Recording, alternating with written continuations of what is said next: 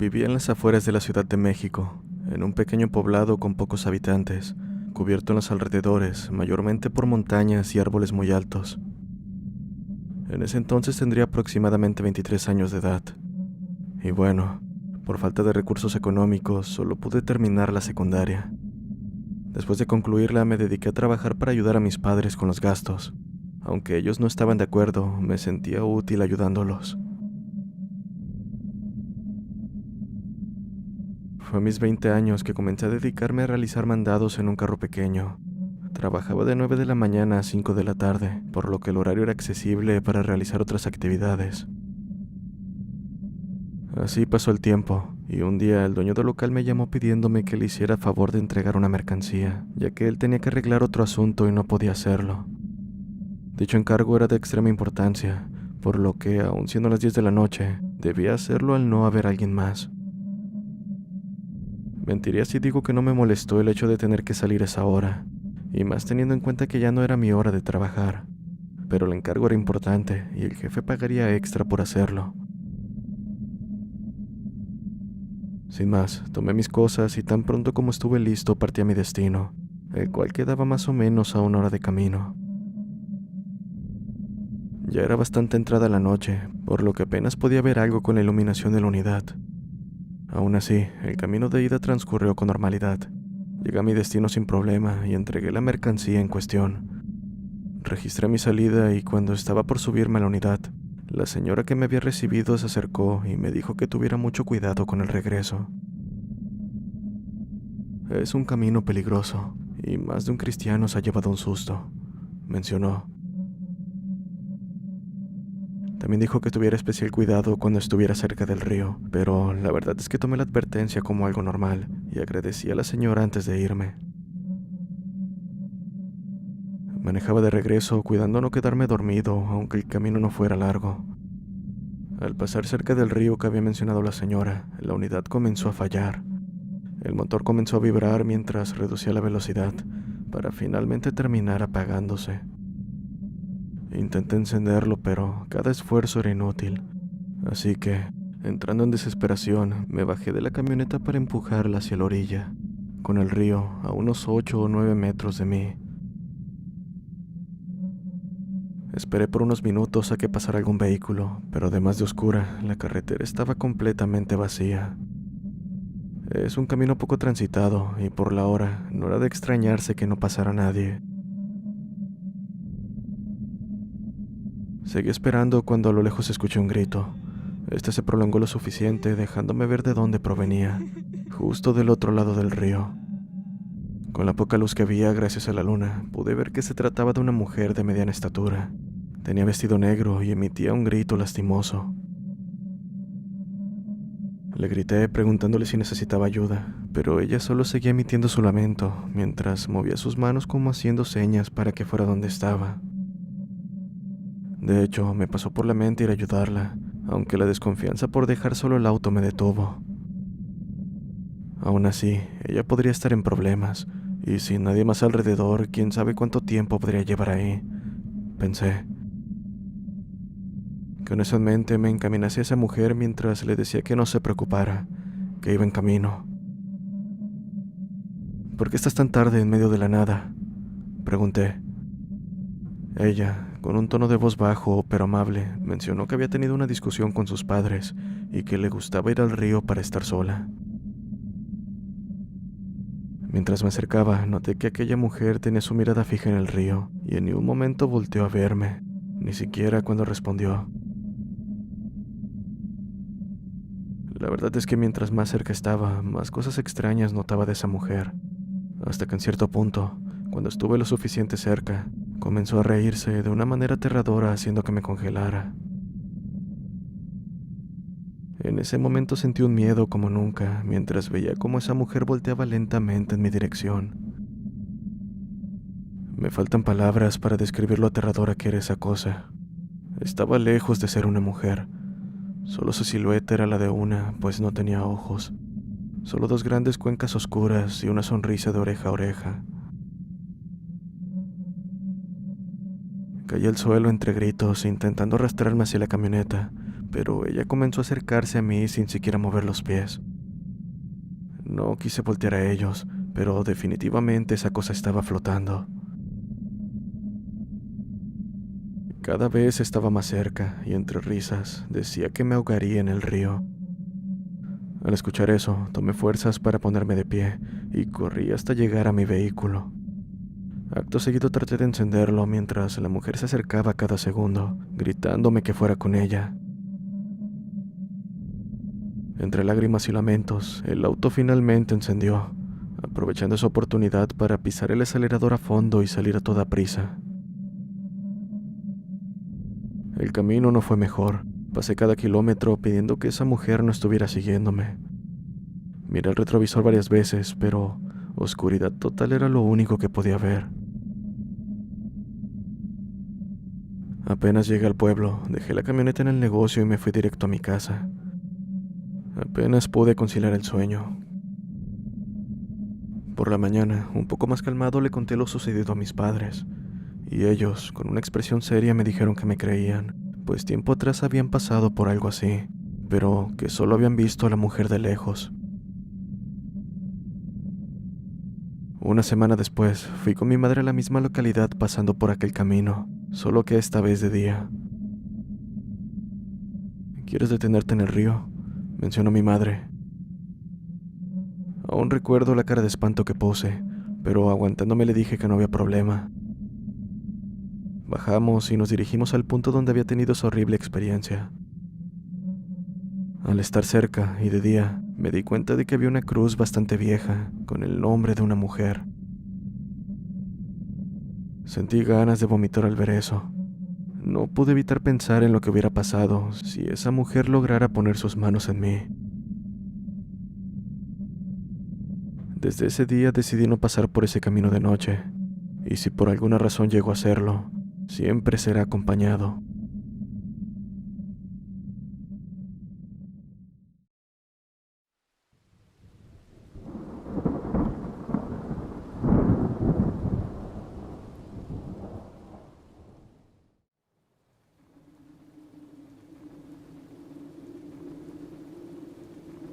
Hola, mi nombre es Dayana. Soy de Guanajuato, Guanajuato.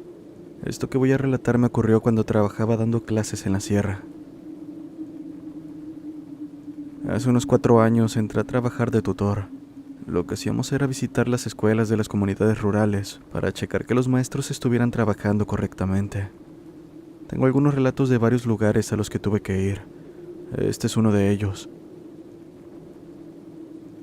Me mandaron a un rancho que tiene como nombre Cañada de la Virgen. Normalmente nos quedábamos una semana a convivir con los maestros y con padres de familia, y cayó la mala suerte de que la semana que estuve ahí no paró de llover. El rancho se encuentra en la parte de abajo junto al río, y la escuela se encuentra justo a la mitad de un cerro. En esa comunidad había 2 maestros, y debo decir que al ser mujer, ellos dudaban de mis capacidades, en especial de mi resistencia para estar en lugares tan alejados. Ellos se quedaban a pasar la noche en el salón de clases.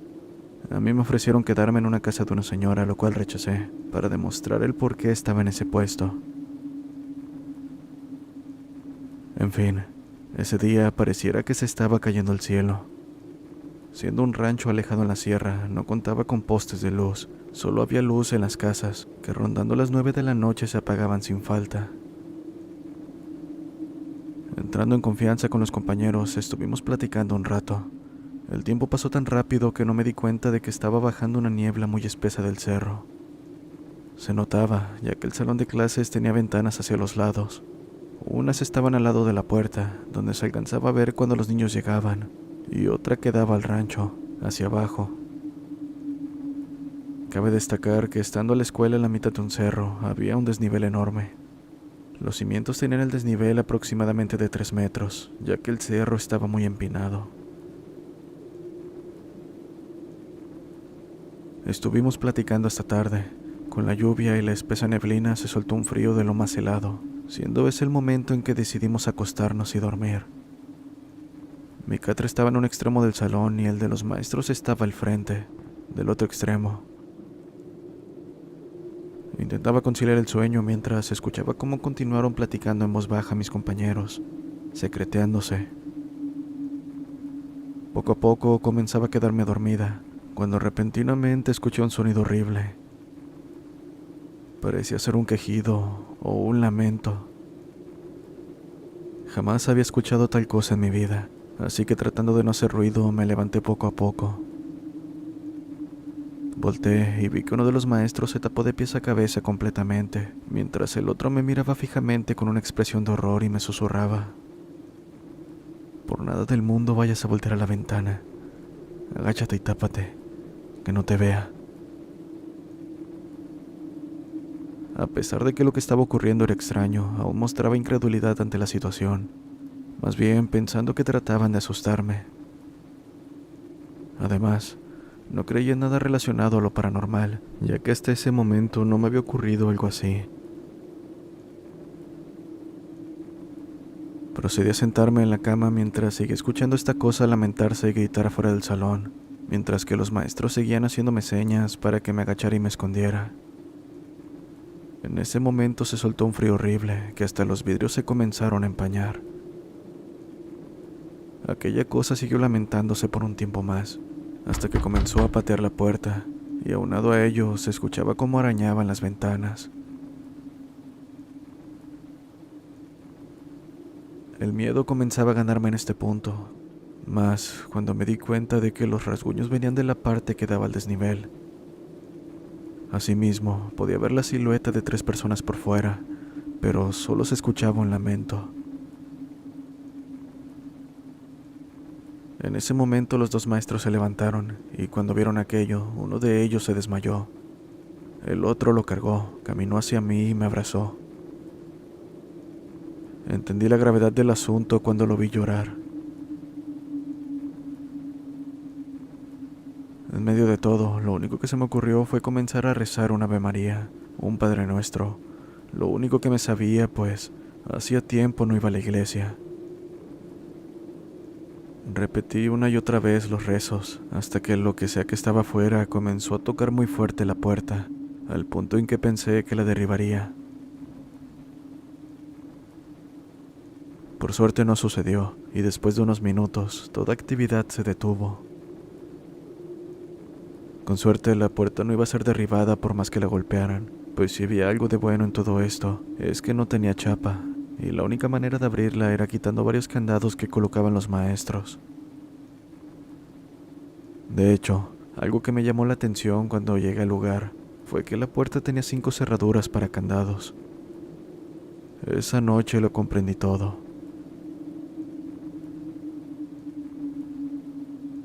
Después de ese día, los maestros comenzaron a tratarme con mucho respeto, creo que por la tranquilidad que mostré ante la situación. No entré en pánico, pero la verdad es que al principio me mostré así porque no entendía lo que estaba pasando. Después de pasar por esa horrible noche, hablé con los padres de familia para que se viera la posibilidad de que los maestros se quedaran en alguna casa. Más que nada, para que no tuvieran que pasar por otra situación así. Algunos mostraron su molesta e inconformidad, ya que no tenían espacio, pero me puse reacia y muy molesta. De hecho, al verme no hubo necesidad de explicarles qué es lo que había pasado. Solo les dije que no iba a exponer la seguridad de mis profesores de esa manera, con esa cosa que quién sabe qué sea, acechándolos cada noche. Cuando terminé de contarles esto, los padres de familia se miraron unos a otros, y una señora, la abuela de unos alumnos, accedió a que se quedaran en su casa. Aún así, los maestros no duraron mucho en la comunidad, tal vez 2 meses más de lo ocurrido. No explicaron el porqué de su decisión, pero a mí, siendo su jefa directa, me explicaron que un día subieron a la escuela por un cargador de teléfono alrededor de las 9 de la noche. Al estar bajando, algo o alguien derribó a uno de los maestros. Lo tomó del pie y lo arrastró a un camino que había hacia el cerro. El otro corrió aterrado por ayuda, pero no tuvo que caminar mucho, ya que en ese momento algunos pobladores iban hacia arriba con lámparas y machetes. Después de buscar por unas horas, lo encontraron desmayado con varios raspones y un golpe fuerte en la cabeza, Quedó inconsciente cerca del río que está del otro lado del cerro. El presidente de la junta fue el encargado de llevarla al hospital, pero a los superiores o a mí jamás se reportó algo. Desde ese día no se supo más de los maestros, pues no volvieron a pararse en el pueblo ni siquiera para recoger sus cosas. Después de eso, yo estuve yendo a cubrir por 4 meses, pero la hija del presidente estaba cerca de mí. Me acompañaba en la mañana al salón, y cuando salía pasaba por mí. Durante ese tiempo nunca me dejó sola. Pregunté algunas veces sobre detalles para estar al pendiente, para que no me llegara a pasar algo así, pero nadie quiso decirme más. Para mi suerte, durante esos 4 meses no pasó algo como lo que pasé esa noche, o algo de lo que le sucedió a mis compañeros.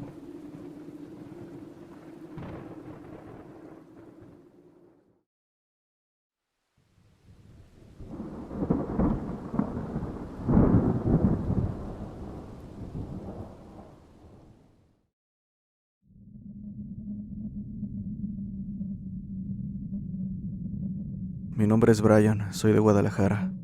Me gustaría compartir algo que le sucedió a mi padre hace más de 30 años, y que a pesar del tiempo, cada que nos cuenta no deja de sorprendernos. Trataré de ser breve. Cuando mi padre era niño de unos 10 años, trabajaba en el Panteón Nuevo de Guadalajara, en Jalisco, como cargador de agua para las flores, pintando tumbas y limpiándolas del polvo y la maleza. Todo esto a cambio de lo que quisieran dar de propina. Su familia era muy pobre y numerosa, por eso tenía que salir a trabajar desde tan chico. Cuenta que un día iba de salida del panteón después de unas horas de trabajo con sus botes y herramientas en mano. Eran como las 6 de la tarde-noche, y cuando llegó al portón de salida, le llamó la atención ver a un hombre parado vistiendo un traje negro muy elegante, con unas flores en las manos.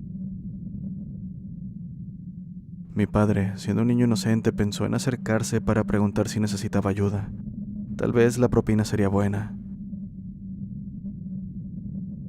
Disculpe, ¿necesita que le ayude con la tumba de su familiar?, preguntó. El hombre, sin contestar ni voltear a verlo, comenzó a caminar por los pasillos del panteón. Mi padre tomó eso como un sí, entonces corrió a la pila más cercana para llenar sus botes de agua y lo siguió, emocionado por la propina que le esperaba. Pero, conforme el hombre avanzaba, mi padre comenzó a darse cuenta de que ya estaba oscureciendo y que el hombre no dejaba de caminar, adentrándose cada vez más en aquel camposanto.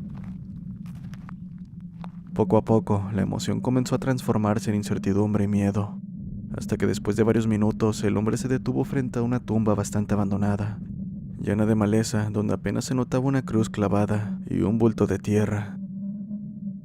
Se notaba que nadie había visitado esa tumba en años. Mi padre, con tal de salir rápido de aquella situación, ya que se oscurecía cada vez más, comenzó a trabajar con su machete cortando la maleza. Estaba en ello cuando repentinamente un viento sumamente frío invadió el lugar y su mente empezó a jugarle para mal. Lo digo porque hizo que también se diera cuenta de cosas que no había notado al principio. Fue una de esas veces en las que el sentido común llega un poco tarde. Comentó que desde que vio al sujeto y mientras lo seguía, no recordaba haberle visto el rostro. Otro detalle fue el hecho de estar tan tarde ahí y lo lejos que se encontraba la tumba. Pero lo que lo congeló del susto es que en ningún momento pudo verle los pies. Asimismo, su manera de caminar era extraña.